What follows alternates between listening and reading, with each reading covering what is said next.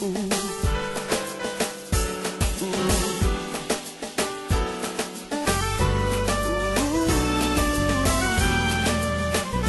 5, à partir du verset 1. Après cela, il eut une fête des Juifs. Et Jésus monta à Jérusalem. Or, à Jérusalem, près de la porte des brebis, il y a une piscine qui s'appelle en hébreu Bethesda et qui a 5 portiques. Sous ces portiques étaient couchés un grand nombre de malades, des aveugles, des boiteux, des paralytiques, qui attendaient le mouvement de l'eau, car un ange descendait de temps en temps dans la piscine et agitait l'eau. Et celui qui y descendait, le premier, après que l'eau avait été agitée, était guéri, quel que soit sa maladie. Là se trouvait un homme malade depuis 38 ans. Jésus, l'ayant vu coucher, et sachant qu'il était déjà malade depuis longtemps, lui dit: veux-tu être guéri? Veux-tu être guéri? Le malade lui répondit: Seigneur, je n'ai personne pour me jeter dans la piscine quand l'eau est agitée. Et pendant que j'y vais, un autre descend avant moi. Merci Seigneur. Lève-toi, lui dit Jésus, prends ton lit et marche. Aussitôt, cet homme fut guéri. Il prit son lit et marcha. Alléluia. À l'occasion d'une fête juive, Jésus entre à Bethesda. Bethesda, qui est un mot en hébreu qui signifie la maison de miséricorde. Lieu où l'on reçoit la grâce. C'est-à-dire lieu où l'on ne te traite pas comme selon ce que tu mérites. L'on ne te traite pas selon ce que tu mérites. Le lieu de la grâce. Mais dans ce lieu-là de Bethesda, ce lieu d'affliction, ce lieu de désarroi, la miséricorde en personne, lieu appelé lieu de miséricorde. Mais ce jour-là, la miséricorde en personne rentre en ce lieu. Amen. Jésus-Christ de Nazareth rentre en ce lieu. Rentre à Bethesda. Et ce jour-là, ça a été un jour particulièrement important pour un homme. Ça a été un jour bouleversant pour un homme. Ça a été un jour qui a marqué l'existence d'un homme. Ce jour-là était différent de tous les jours qu'il a connus. Pendant 38 ans. 365 jours. Fois 38 se sont succédés dans la vie de cet homme-là, dans ce lieu de désarroi. Cet homme y était avec plein d'espérance. Mais ce jour-là, un jour différent avait sonné pour lui. Un jour nouveau avait sonné pour cet homme.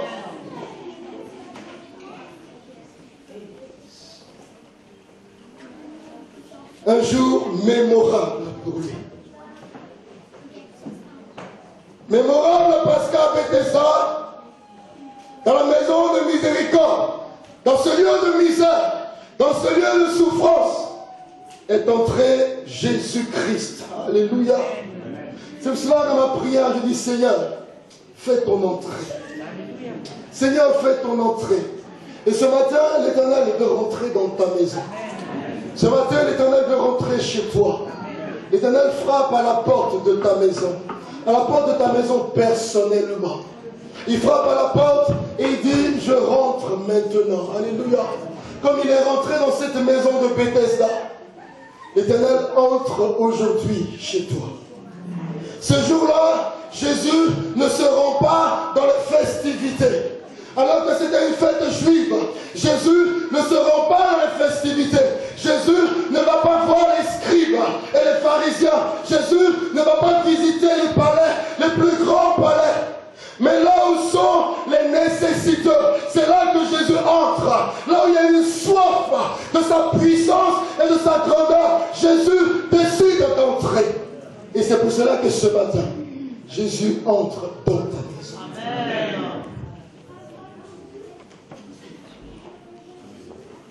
Jésus entre dans la maison de ceux ce matin qui ont soif de restauration. Jésus veut entrer dans la maison de ceux ce matin qui ont soif de délivrance. Parce que c'est lui qui a déclaré dans Marc 2, verset 17, ce ne sont pas ceux qui se portent bien qui ont besoin de médecins, mais les malades. Je ne suis pas venu appeler les justes, mais des pécheurs. C'est pour cela, ce matin, l'Éternel particulièrement rentre chez toi. Ils ont vu Jésus, les pharisiens ont vu Jésus avec des hommes de mauvaise vie. Et Jésus est rentré chez Zachée. Il a dit, Zachée, aujourd'hui, je rentrerai chez toi. Je dînerai avec toi et je vais souper avec toi. Les gens ont vu Jésus entrer chez Zachée et ils ont dit, voilà cet homme qui fréquente des hommes de mauvaise vie. Et Jésus leur a sorti cette parabole du berger qui avait perdu une brebis. Sur les 100 brebis qu'il avait, il avait perdu une brebis. Et il a laissé les 99 brebis. Voilà la recherche de la seule qui était perdue. Et Jésus, dans les festivités, n'a pas envie de se réjouir dans ces festivités. Jésus, dans ces festivités juives, n'a pas envie de satisfaire un rituel. N'a pas envie de se réjouir parce que son cœur sait. Et il sait qu'à Bethesda, dans cette maison de douleur, il avait besoin d'entrer. Et un homme, ce jour-là, n'a pas eu besoin qu'un ange vienne. Ce jour-là, il n'a pas eu besoin qu'un ange vienne pour secouer l'eau. Pour secouer l'eau de la piscine, pour l'agiter. Mais sur ce jour-là, il a eu juste besoin de rencontrer, alléluia, se rencontrer celui qui est le Seigneur des Seigneurs, alléluia, celui au sujet de qui, dans Romains 10, 11, la Bible déclare, quiconque croit en lui ne sera pas déçu. Il n'avait pas besoin d'ange. Il n'avait pas besoin d'aller à Louvre. Il n'avait pas besoin d'aller aux urgences. C'est John a expérimenté.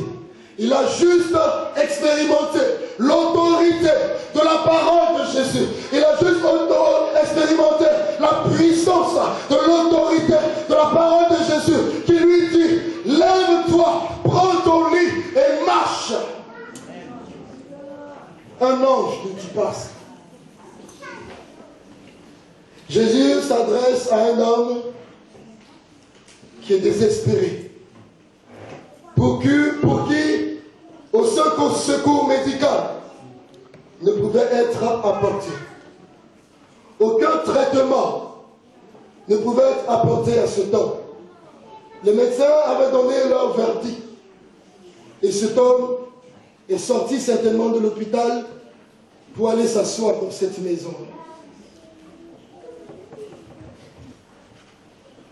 Où là, il attend le secours de Dieu. Parce qu'il a appris qu'un ange vient secouer de temps en temps la piscine. Aucun traitement, aucun remède, aucune opération ne pouvait être réalisé pour cet homme. Il était quelqu'un pour qui la société et le monde ne pouvaient rien faire. On ne pouvait plus rien faire pour lui. Quelqu'un pour qui la société n'avait plus de solution ni de réponse. Pendant 38 ans, cet homme a attendu le miracle. Une année, une deuxième année s'est écoulée. Et cet homme attend le miracle. Au début, il avait certainement espéré. Au début, quand il est rentré à Bethesda, il avait certainement espéré. Dans le début de son séjour là, dans cette maison, cet homme avait espéré. Il avait espéré à chaque fois qu'il voyait l'eau agitée. À chaque fois qu'il voyait l'eau bouger. Cet homme avait espéré. Il avait dû se dire, aujourd'hui c'est mon jour. Aujourd'hui je vais tomber dans l'eau. Aujourd'hui je vais descendre dans cette piscine. Et aujourd'hui je vais sortir guéri de cette piscine. Mais il avait été déçu chaque fois qu'il voyait l'eau agitée. Il avait été déçu parce qu'il n'avait jamais réussi à descendre dans cette piscine. Il dit à Jésus, quand Jésus s'approche de lui, il dit à Jésus, Seigneur, je n'ai personne. Seigneur, je n'ai personne pour me porter, pour descendre dans cette piscine. Seigneur, je n'ai personne pour me secourir. Seigneur, je n'ai ni frère, ni soeur, ni ami, ni parents. Personne pour se souvenir de moi. Personne pour m'aider. Personne pour avoir compassion de moi. Il n'a ni famille. Il devait se débrouiller tout seul.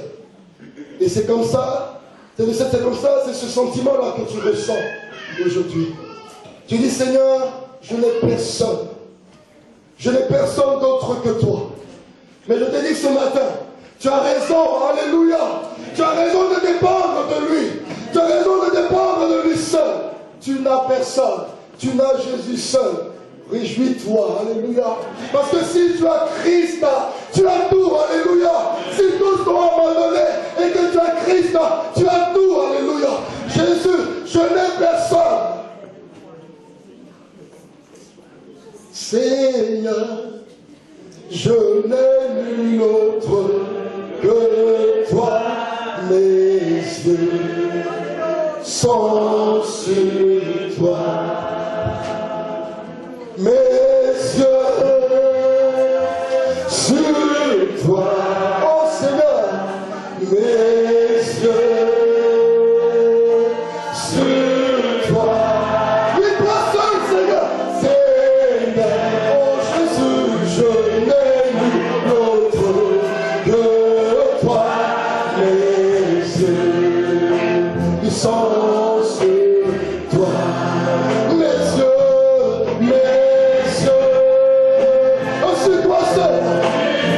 Pas sur mon père, pas sur ma mère, mais sur toi seul, Seigneur. Pas sur ses autorités, pas sur les hommes, mais sur toi seul. Seigneur, oh Jésus, je n'ai nul autre que toi.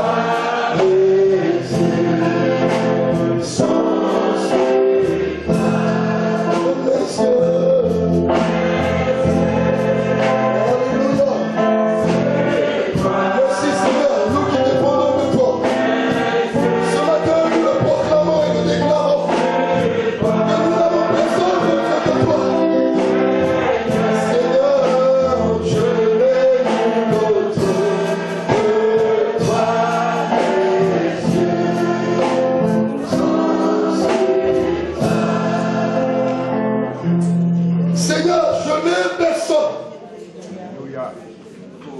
Je n'ai ni famille, ni amis. Je n'ai personne pour m'aider. Je dois me débrouiller tout seul, Seigneur. Parce qu'à Bethesda, comme dans le monde aujourd'hui, c'est chacun pour soi. C'est pour cette raison qu'il arrivait toujours trop tard. Toujours trop tard. Parce qu'un autre se jetait avant lui dans la piscine. J'imagine cet homme paralysé, lorsque l'eau est agitée, de se traîner de sa natte, de se traîner parce qu'il ne pouvait pas marcher, de se traîner de toutes ses forces pour se jeter dans cette piscine. Parce qu'il espère, à chaque mouvement qu'il fait, il dit aujourd'hui je vais certainement y arriver avant un autre. Aujourd'hui je vais certainement y arriver avant un autre. Mais il arrivait trop tard. Ce matin, tu dis Seigneur, j'arrive toujours trop tard. Je vois les autres être guéris. Je vois les autres enfanter. Je vois les autres expérimenter le bonheur. Alors que nous sommes tous à recevoir ta faveur et ta bénédiction. Mais Seigneur, je ne comprends pas pourquoi j'arrive trop tard. Certainement parce qu'il n'y a personne pour m'aimer. Certainement parce qu'il n'y a personne pour faire attention à moi. Seigneur, je suis tout seul. Ce matin, si tu peux comprendre cet homme, si tu peux comprendre cet homme qui disait à Jésus, je n'ai personne. Si tu peux comprendre ce que cet homme ressentait, sache que c'est pour toi que l'Éternel parle. Ce matin, si tu peux le ressentir, parce que tu te dis au fond de toi-même, Seigneur, moi aussi je suis seul. Seigneur, dans ce pays, moi aussi je suis seul. Sache que Jésus vient au secours de ceux qui sont sans appui. Alléluia. Christ est un appui. Alléluia. Christ est un appui. Et il vient au secours de ceux qui sont sans appui. Pendant que j'essaie d'y aller, un autre se jette avant moi. Rassure-toi ce matin, car ton Dieu lui-même a dit, ton Dieu lui-même a déclaré dans Hébreux 13, verset 56, je ne te délaisserai point, et je ne t'abandonnerai point. Et de là, ton Dieu te dit, c'est donc avec assurance, que tu peux déclarer, le Seigneur est mon aide, je ne craindrai rien. L'Éternel est mon soutien, de qui aurais-je peur?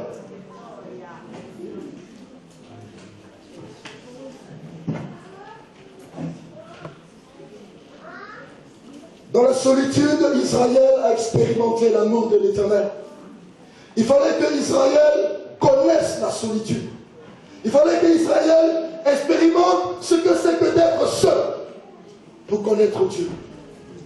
Et la Bible déclare, dans Deutéronome 32, versets 9 à 14, il l'a trouvé. Il a trouvé Israël dans une contrée déserte, dans une solitude aux effroyables hurlements. Il l'a entouré. Alléluia. Il en a pris soin. Il l'a gardé comme la prunelle de son œil. Pareil à l'aigle qui éveille sa couvée. Alléluia. Voltige sur ses petits, déploie ses ailes, les bras, les porte sur ses plumes. Voici comment l'Éternel a pris soin d'Israël. Voici comment l'Éternel vient dans ta maison. Voici comment l'Éternel vient. Voici comment, comme un aigle, il tourne autour de ta maison pour te garder. Voici comme un aigle descend pour te porter. Alléluia. L'Éternel seul a conduit son peuple. Continue le texte. La Bible dit, l'Éternel seul a conduit son peuple. Et il n'y avait avec lui aucun Dieu étranger. L'Éternel te dit ce matin qu'il t'a porté sans l'aide de personne pour ce que tu es aujourd'hui et pour la vie que tu as, pour ce que tu as pu toucher. touché, l'Éternel dit, il a réalisé sans l'aide de personne. Sans l'aide d'un homme, sans l'aide d'une famille. L'Éternel dit, souviens-toi, souviens-toi, souviens-toi, et dis-moi qui t'a aidé. Souviens-toi, et dis-moi qui avait ouvert cette porte. Souviens-toi, et dis-moi qui avait intervenu. Souviens-toi des jours où tu chantais de louanges en reconnaissance à mon nom.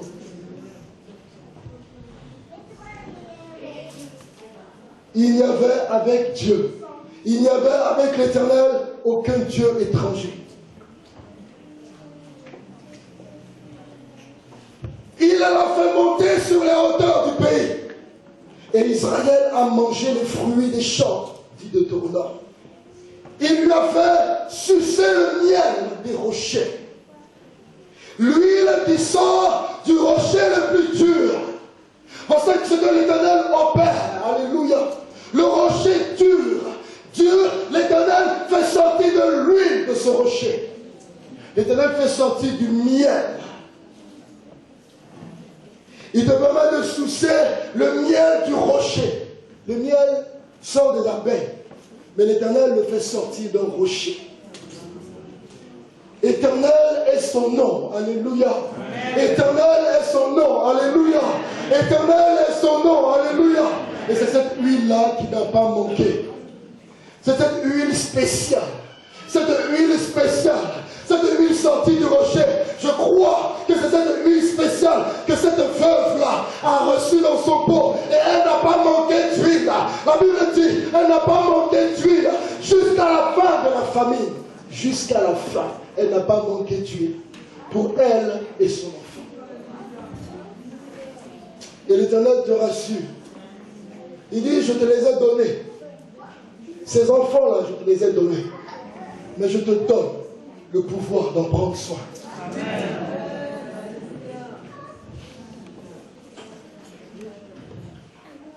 Je t'ai donné cette opportunité, mais je te donne le pouvoir de la saisir. Alléluia.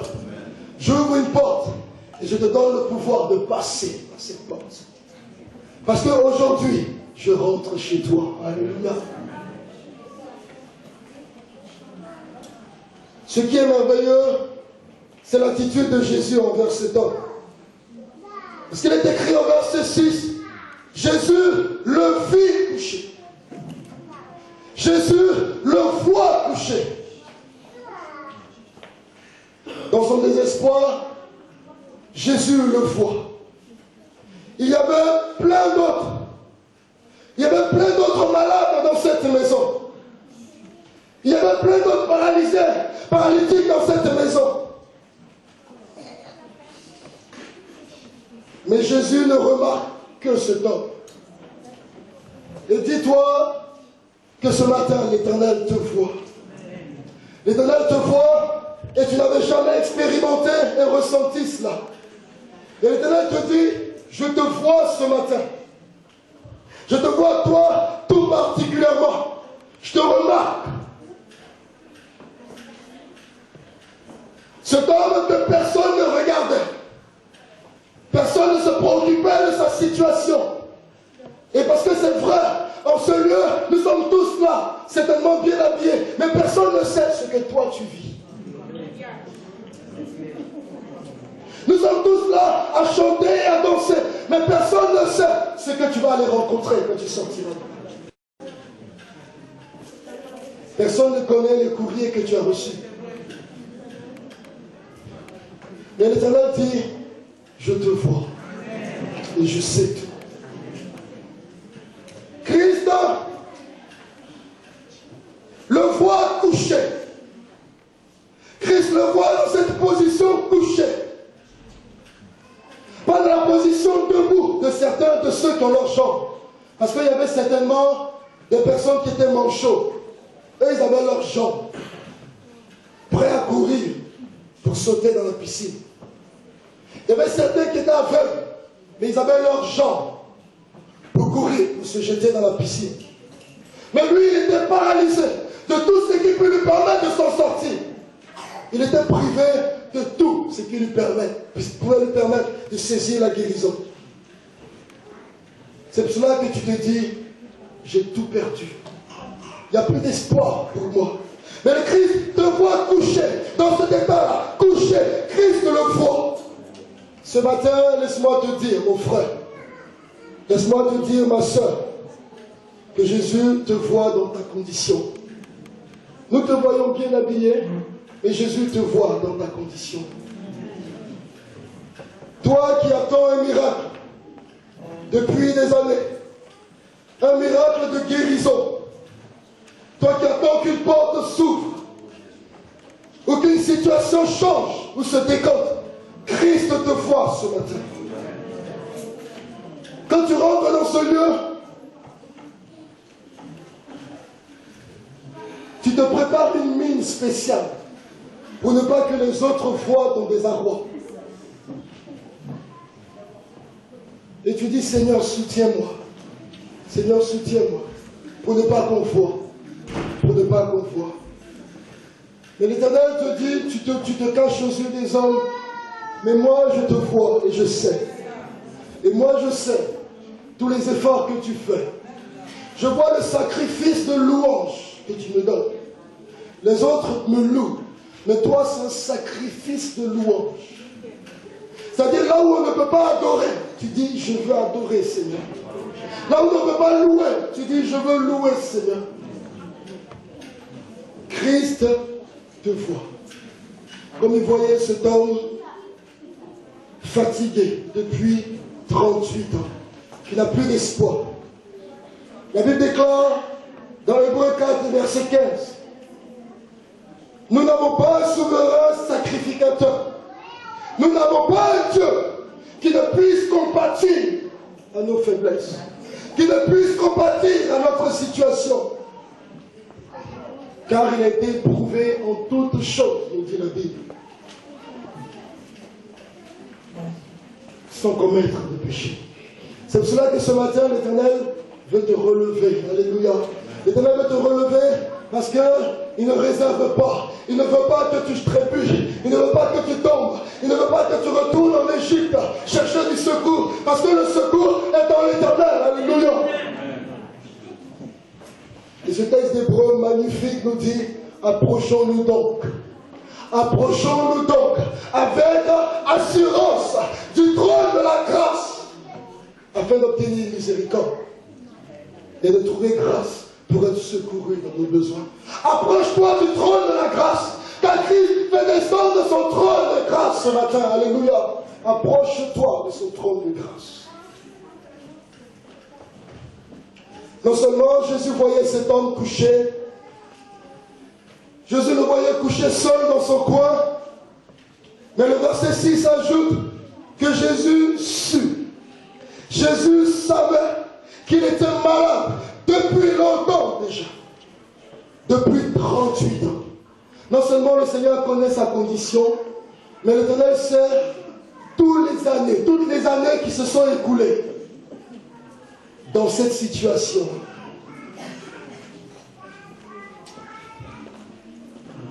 Depuis 38 ans. Jésus savait que cet homme avait passé la plus grande partie de sa vie à Bethesda, cette maison. Parce que 38 ans, c'est l'âge de quelqu'un. 38 ans, c'est l'anniversaire de quelqu'un. Et il avait passé 38 années dans ce lieu. Ce matin, le Seigneur sait tout sur nous. L'Éternel connaît notre passé. L'Éternel connaît nos souffrances. L'Éternel connaît nos péchés. Dieu connaît nos erreurs. Les erreurs que nous avons commises. Dieu connaît ce matin nos désirs, nos ambitions, nos projets, nos attentes, nos espoirs. L'Éternel sait tout ce matin. Il sait que pour toi, il y a longtemps que ça dure. Il sait que pour toi, ça s'est même envenimé. La situation s'est empirée. De la même façon qu'il savait que depuis 38 ans, cet homme était là. Depuis longtemps, cet homme était là. L'Éternel sait que ça a longtemps que ça dure. Jésus connaît ta situation.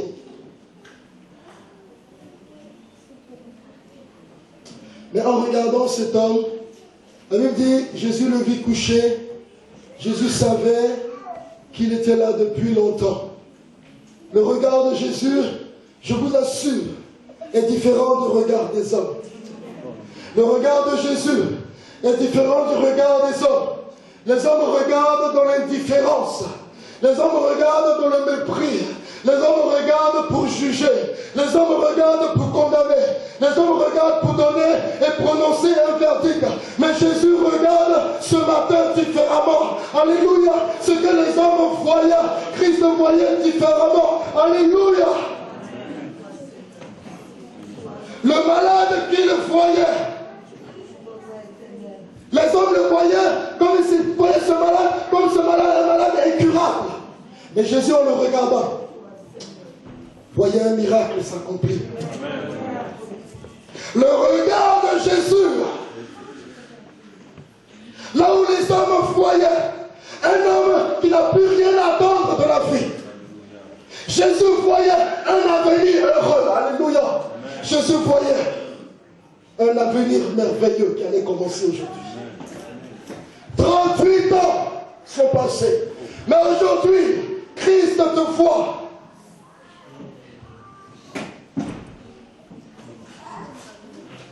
Là où les hommes voyaient et voyaient que c'est fini pour lui.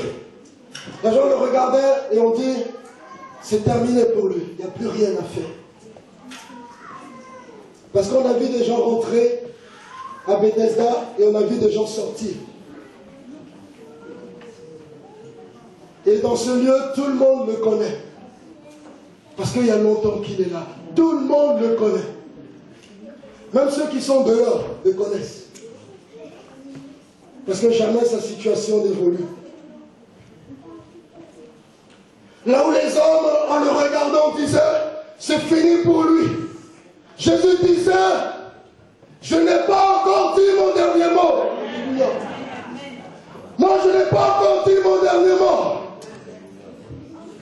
Ce que la Bible déclare de Christ, dans son 33, verset 9, il dit, et la chose arrive. Alléluia.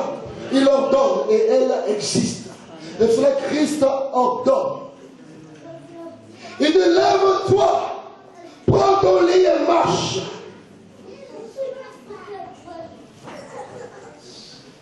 Avant de lui dire cette parole, Jésus lui pose une question. Veux-tu être guéri?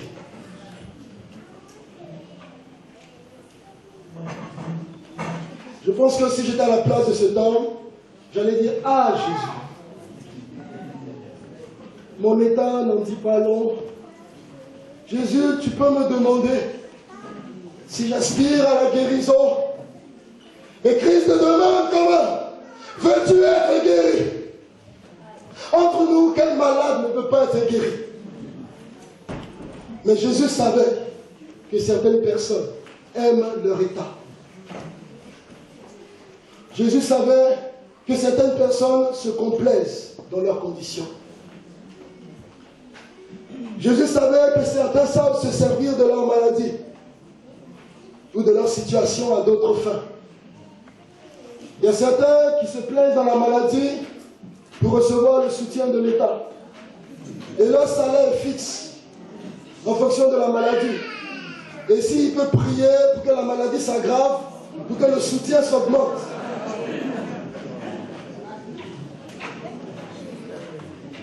Il y a des gens qui n'ont pas le travail, il ne va jamais prier Dieu. Quand tu imposes la main, tu dis Seigneur, donne-lui le travail dans son cœur, il ne veut pas avoir le travail. Parce qu'il est paresseux. Parce qu'il ne veut pas travailler de ses deux doigts. Parce qu'il veut avoir les allocations. Et de là, il nous demande, veux-tu être guéri? Est-ce que la maladie peut être une bonne excuse pour ne pas travailler? On renouvelle les congés maladie. On envoie à notre employeur les congés maladie. Nous rentrons chez le médecin, une mine cassée. alors que nous n'avons aucune douleur, aucune souffrance. Dieu opère son œuvre de guérison.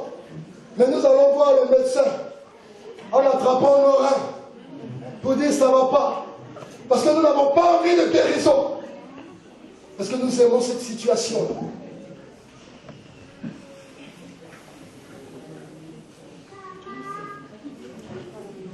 Il y a des gens qui disent, au lieu de rendre témoignage de Jésus, ils rendent témoignage de leur incrédulité.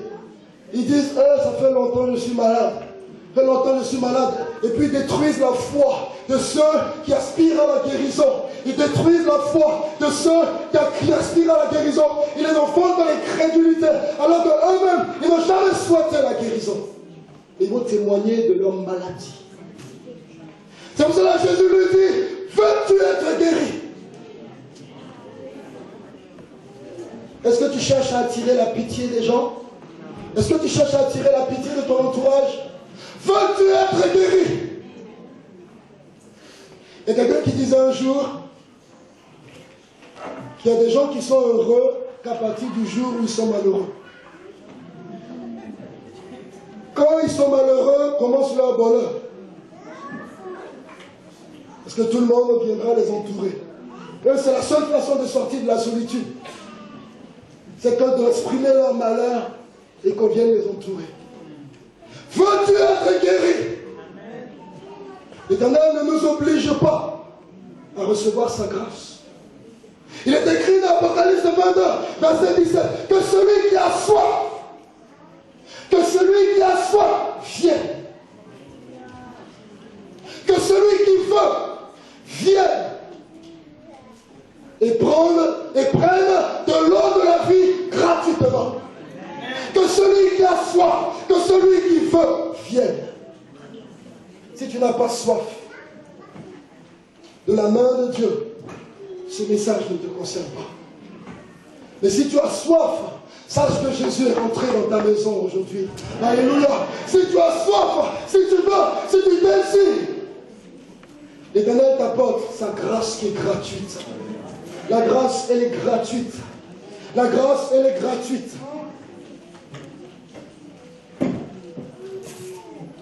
Un jour, du temps des rois de la France, le roi Napoléon avait condamné un jeune déserteur. Pendant que tous les jeunes avaient été enrôlés pour aller au combat, ce jeune homme a réussi à s'enfuir. Et il a déserté. Et quand c'est comme cela, les soldats, une élite particulière de soldats, vont à la recherche de ces jeunes, de ces déserteurs. On les pourchasse, quand on les saisit, on les tue. Ou on les met en prison, où ils sont enfermés pour attendre le jour de leur exécution. Et un jeune avait été saisi comme ça. Il avait été mis en prison. Et sa mère, qui n'avait que ce seul enfant. Ce seul enfant pour lequel elle a pleuré le jour de l'accouchement, pour lequel elle a pleuré comme un déchirement le jour où ils sont venus l'enrôler et l'enlever d'elle pour l'envoyer à la guerre. Parce que c'est pour l'envoyer à la mort.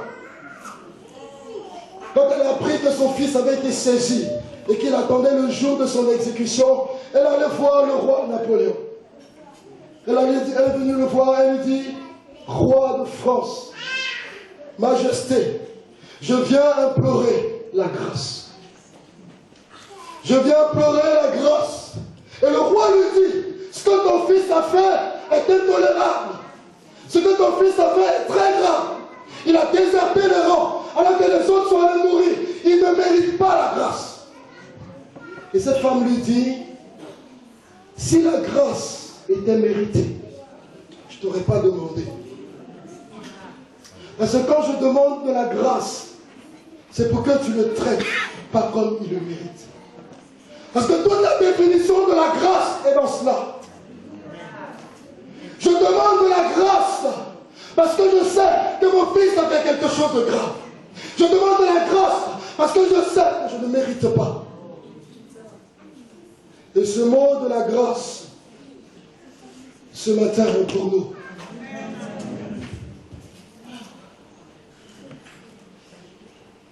Je suis venu publier une année de grâce, dit Jésus.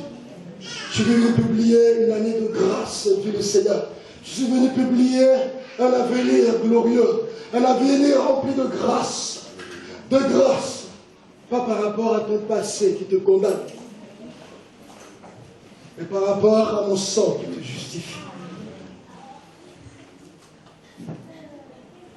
Puisque ce malade de feu, Jésus regarde dans ses yeux et Jésus voit que cet homme veut et aspire à la guérison. Quand il lui pose la question, veux-tu être guéri? Jésus n'attend même pas qu'il réponde, parce que Jésus voit qu'il veut être guéri. C'est pour cela que ce matin, l'Éternel n'attend pas que tu dises quelque chose. Tu as trop dit. Même si ce matin tu ne parles pas, mais les resserrements de ton cœur retentissent dans le ciel. Et l'Éternel dit, j'ai vu mon peuple. J'ai entendu ses cris monter jusqu'à moi. Quand il s'adresse à Moïse, il dit, j'ai vu et j'ai entendu les cris de mon peuple monter jusqu'à moi. L'Éternel n'attend pas que cet homme réponde.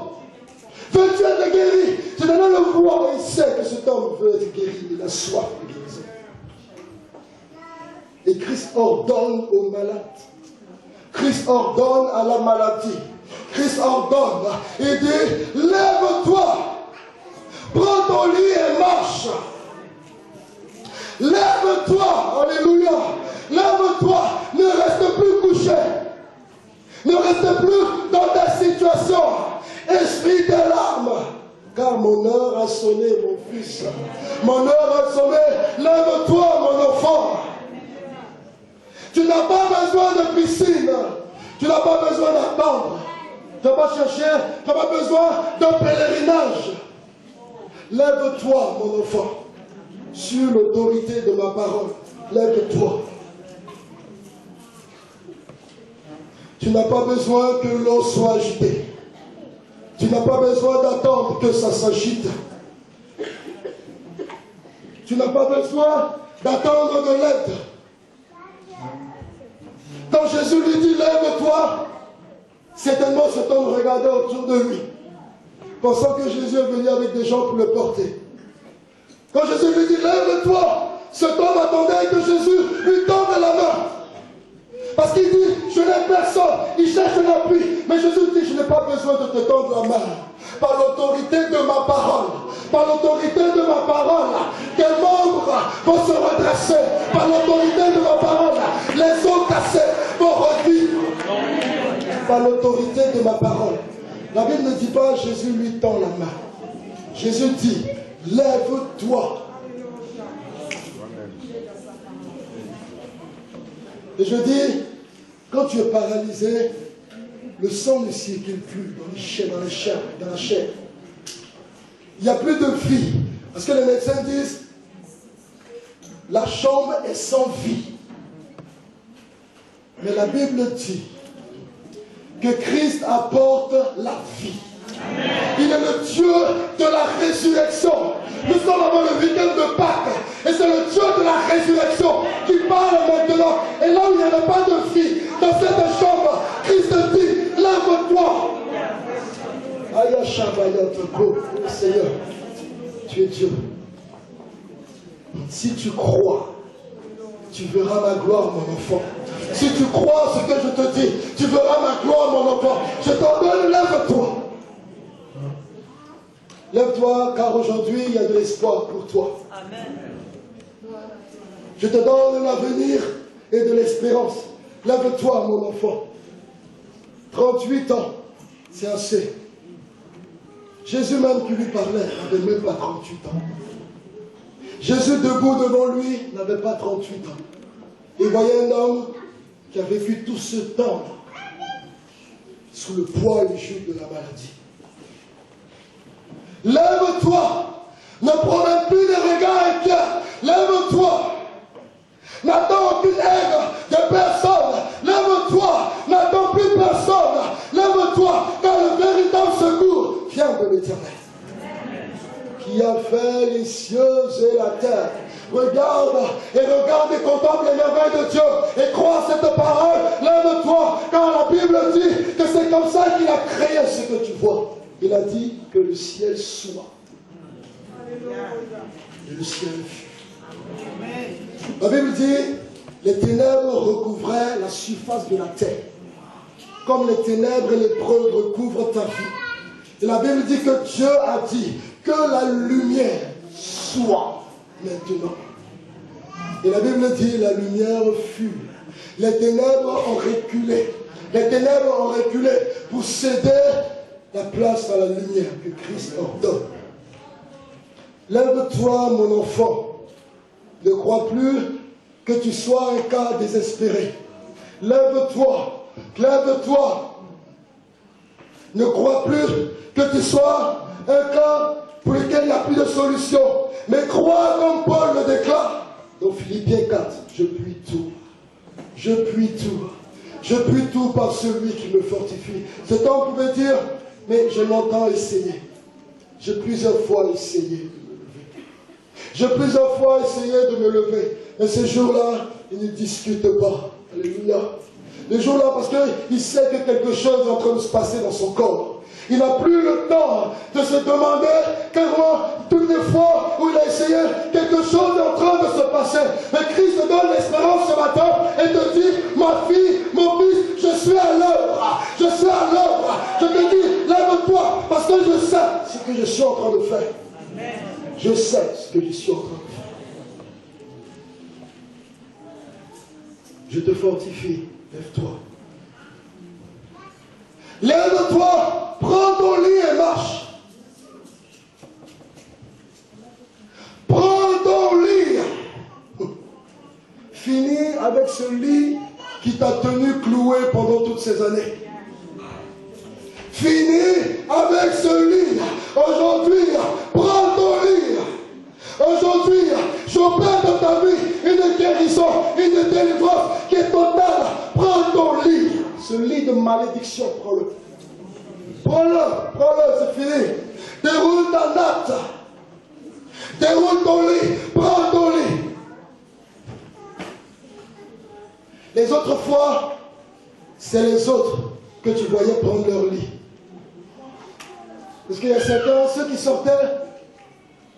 qui sortaient de la piscine, qui remontaient de la piscine et qui expérimentaient la guérison, la première chose qu'ils faisaient, ils déroulaient leur lit. Ils mettaient là et puis ils partaient. Pendant 38 ans, tu as vu des gens le faire. Prendre leur lit pour partir. Et tu te dis, quand viendra mon jour? Quand viendra le jour où je prendrai ton lit? Et Christ lui dit, ce jour est arrivé. Prends ton lit. Quand c'est ton tour aujourd'hui de partir du testament. C'est ton tour aujourd'hui de partir de là. Jésus ne lui dit pas, lève-toi, mais laisse ton lit. Jésus ne lui dit pas, lève-toi et laisse ton lit, on ne sait jamais. Réserve ta place, parce que, peut-être que tu vas commencer à boiter encore. Il n'y a plus de place à réserver. Prends ton lit, c'est terminé. Alléluia. Ce n'est pas une délivrance provisoire. Ce n'est pas de l'à peu près. Ce n'est pas comme le marabout qui va te dire, si ce n'est pas garçon, c'est fille.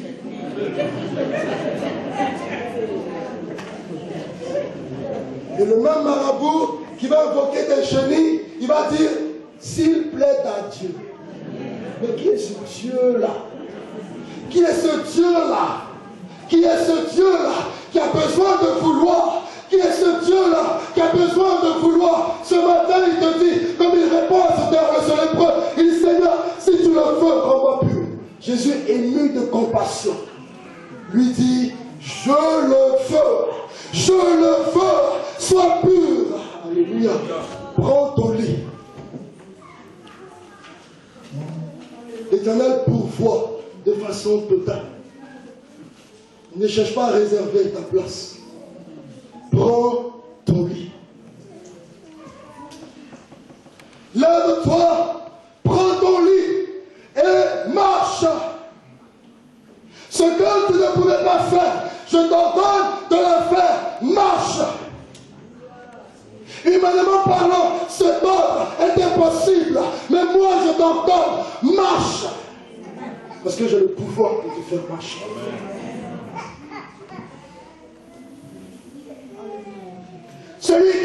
marche, celui qui ordonne cette promesse de s'accomplir, qui donne cet ordre.